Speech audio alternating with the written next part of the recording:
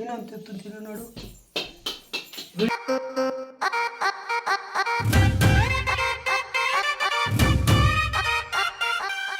So hi hello ನಮಸ್ತೆ welcome back to my YouTube channel. ಎಲ್ಲರೂ ಹೇಗಿದ್ದೀರಾ? ಎಲ್ಲರೂ ಚೆನ್ನಾಗಿರಬೇಕು ಅಂತ ಬಯಸ್ತೀನಿ.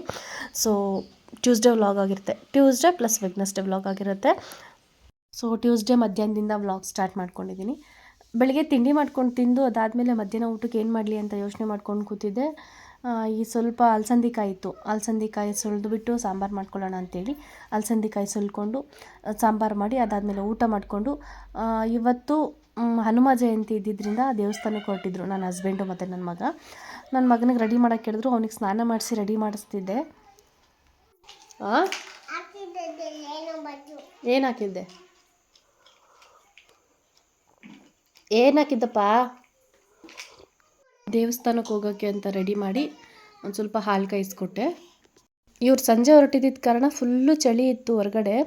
ಕಳ್ಸೋದು ಬೇಡ ಅಂದ್ಕೊಂಡೆ ನಾನು, ಬಟ್ ನನ್ನ ಹಸ್ಬೆಂಡ್ ಇರಲಿ ಕಳಿಸು ಬೇಗ ಬಂದುಬಿಡ್ತೀವಿ ಅಂತೇಳಿ ಕರ್ಕೊಂಡು ಹೋಗಿದ್ರು. ನನ್ನ ಮಗ ಅವ್ರು ರೆಡಿ ಆಗೋಷ್ಟೊತ್ತಿಗೆ ನನ್ನ ಮಗನಿಗೆ ಗೊತ್ತಾಗ್ಬಿಡುತ್ತೆ ಪಾಪ ಎಲ್ಲೋ ಹೋಗ್ತಿದ್ದಾರೆ ಅಂತೇಳ್ಬಿಟ್ಟು ಅವ್ರ ಹಿಂದೆನೇ ಇರ್ತಾನೆ, ಬಿಡೋದೇ ಇಲ್ಲ ಅವ್ರನ್ನ. ಸರಿ ಹೋಗ್ಬಿಟ್ಟು ಬರಲಿ ಅಂತೇಳಿ ಕಳಿಸಿದ್ದೆ. ಆ್ಯಕ್ಚುಲಿ ಈ ಕಾಫಿ ಟೀ ಚಟ ಅನ್ನೋದು ತುಂಬ ಕೆಟ್ಟದಂತಾರೆ. ಹಂಗೆ ಅಡಿಕ್ಟ್ ಆಗೋಗ್ಬಿಡ್ತೀವಿ ಅಲ್ವಾ ಕಾಫಿ ಟೀ ಒಂದ್ಸಲಿ ಅಭ್ಯಾಸ ಮಾಡಿಕೊಂಡ್ರೆ. ಆಲ್ಮೋಸ್ಟ್ ನಾನು ಒಂದು 70-80% ಅಷ್ಟು ಕಂಟ್ರೋಲ್ ಮಾಡ್ಕೊಂಡ್ಬಿಟ್ಟಿದ್ದೆ ಕಾಫಿ ಕುಡಿಯೋದನ್ನು. ಬಟ್ ಈಗ ಮತ್ತೆ ಒಂದು ಅದೇ ಹೇಳಿದ್ನಲ್ಲ ಲಾಸ್ಟ್ ವ್ಲಾಗಲ್ಲಿ, ಒಂದು 4-5 ಡೇಸಿಂದ ಮತ್ತೆ ಅಭ್ಯಾಸ ಮಾಡ್ಕೊಂಡಿದ್ದೀನಿ ಅಂತ. ಕುಡಿಲೇಬೇಕು ಅಂತ ಅನಿಸಿ ಕುಡಿತೀನಿ, ಬಟ್ ಶುಗರ್ ತೀರಾ ಕಡಿಮೆ ಹಾಕ್ಕೊಂಡಿರ್ತೀನಿ.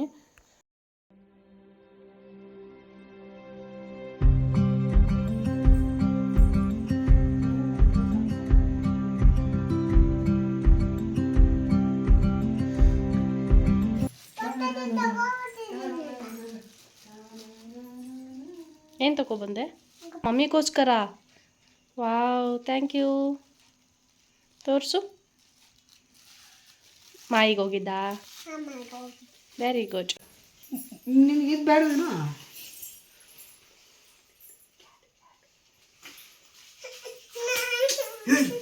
ನಿಂಗೆ ಏನು ಹೇಳಿ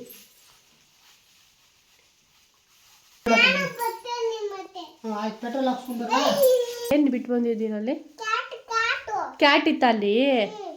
ಹಾಂ, ಪಾಪ ಫ್ರೆಂಡ್ಸ್ ಬಂದಿದ್ರ ಅಲ್ಲಿಗೆ? ಹೆಂಗೆ ಮಾಡಿದ್ರು ನಿನಗೆ? ಹಂಗಂದ್ರಾ?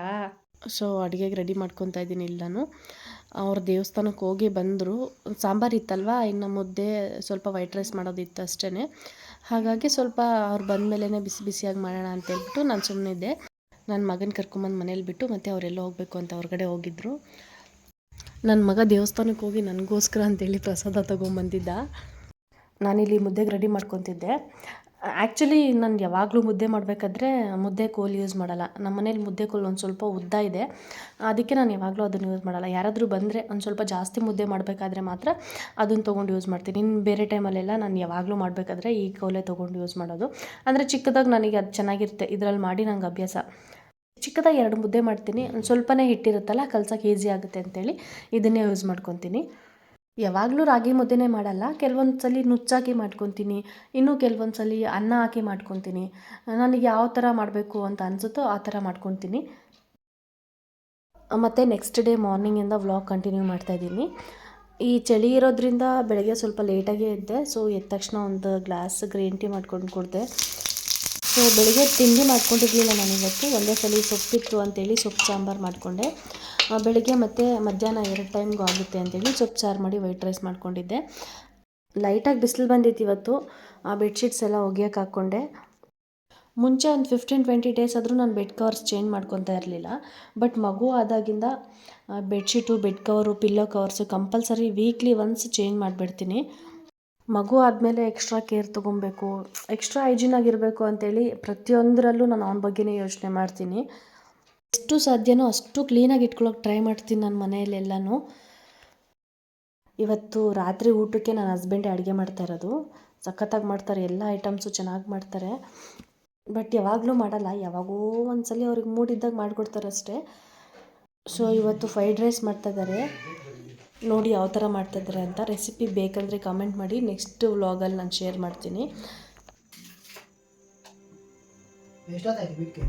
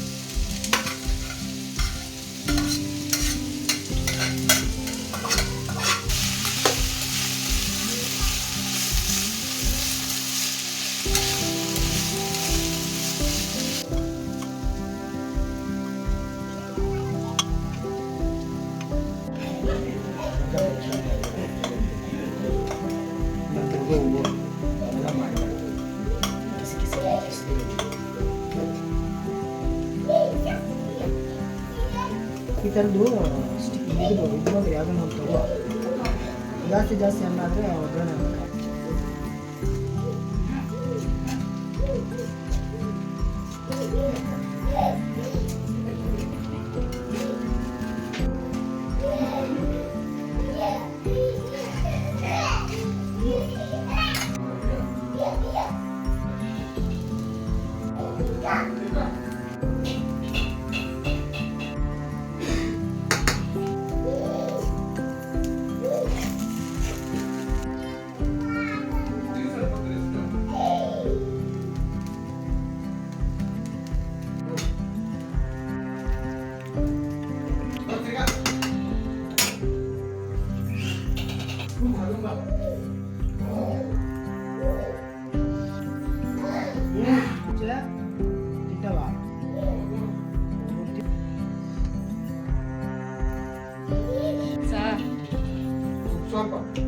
ಹಾಕ್ಬೇಕಾ?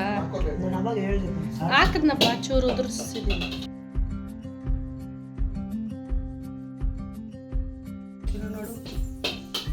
ನೋಡು ಗೊತ್ತಾ?